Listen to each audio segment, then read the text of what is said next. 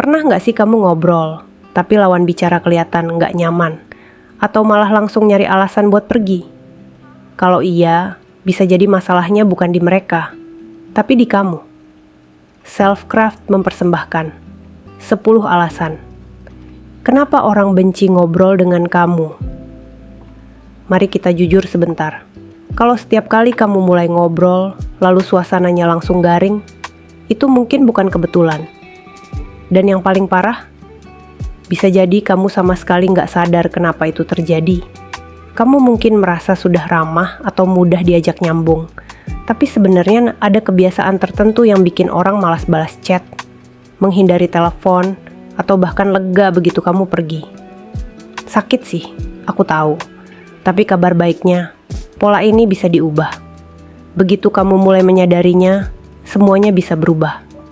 Bukan cuma interaksi kamu yang jadi lebih baik, tapi cara orang merespons kamu juga bisa berbeda, jauh dari yang kamu bayangkan.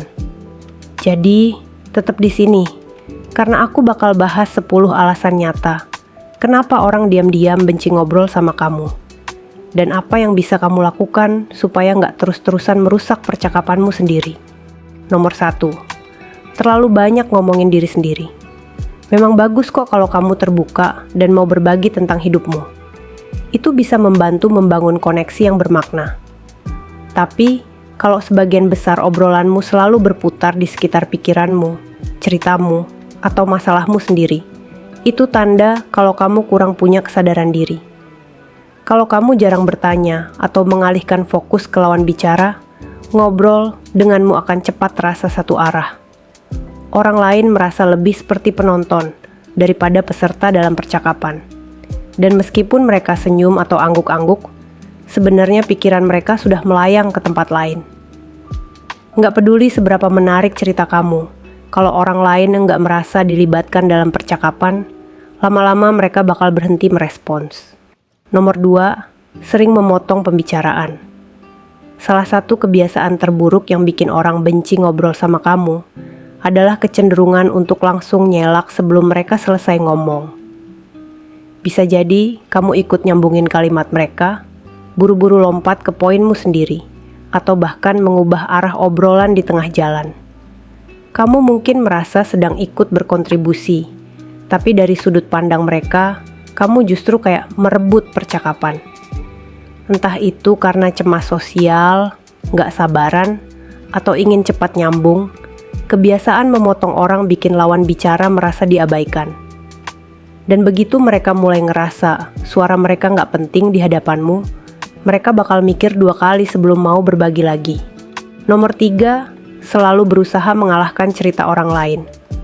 Ini salah satu sifat negatif yang diam-diam bikin orang kesal. Ketika seseorang berbagi tentang hidup mereka, entah itu pencapaian pribadi, tantangan, atau momen sederhana, dan instingmu adalah langsung membalas dengan versi cerita yang lebih besar, lebih keren, atau lebih dramatis, maka tercipta ketidakseimbangan yang halus. Perilaku ini bikin orang lain sulit merasa dihargai. Walaupun kamu nggak bermaksud begitu, sikap itu bisa terlihat seperti meremehkan atau terlalu mementingkan diri sendiri. Lama-kelamaan, orang akan mulai menahan diri. Bukan karena mereka minder, tapi karena mereka tahu kalau cerita mereka akan selalu tertutupi oleh ceritamu. Dan dinamika seperti itu cepat bikin orang capek. Nomor 4, selalu bersikap negatif. Curhat atau meluapkan kekesalan sesekali sebenarnya bisa memperkuat hubungan. Kalau dilakukan dengan wajar, berbagi frustrasi justru membantu orang saling terhubung lewat empati dan rasa saling memahami, yang merupakan bagian penting dari membangun kedekatan. Tapi, kalau setiap interaksi berubah jadi daftar keluhan, atau semua hal selalu dipandang dari sisi negatif, hubungan itu nggak lagi terasa mengikat, malah jadi terasa berat. Lama-kelamaan, orang akan mulai mengaitkan kehadiranmu dengan ketegangan atau kelelahan emosional. Dan meskipun mereka nggak bilang apa-apa, mereka akan perlahan menjaga jarak, hanya untuk melindungi suasana hati mereka sendiri. Nomor 5, selalu ingin merasa benar.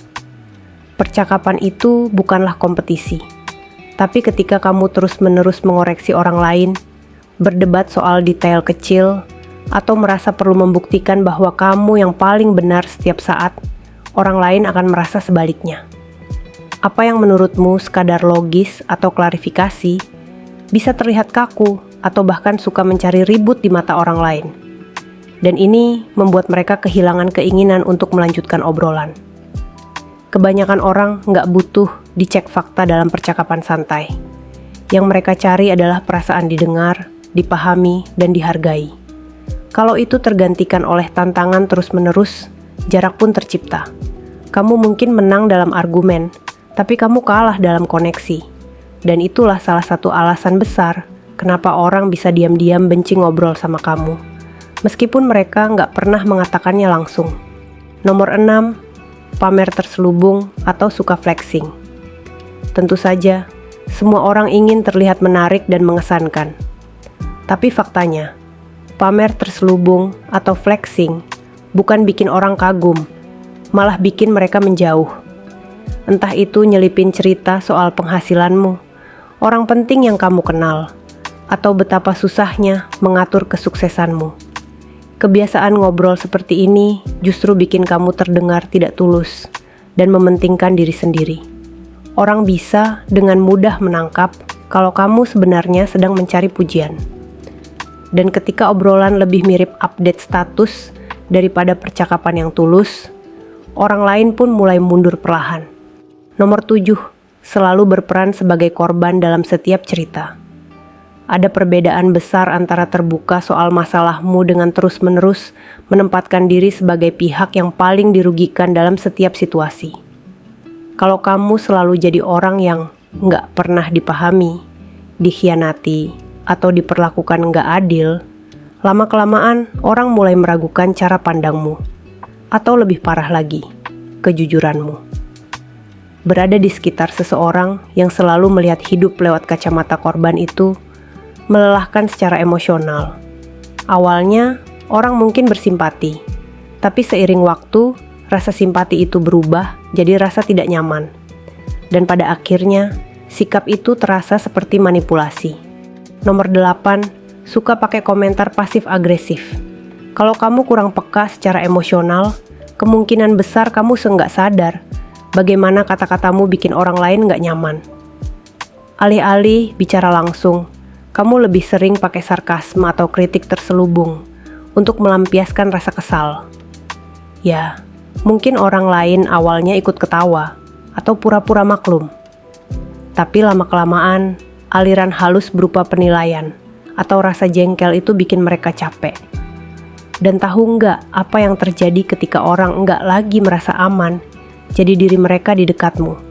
Karena mereka nggak pernah tahu kapan komentar santai mereka akan dibalas dengan sindiran halus.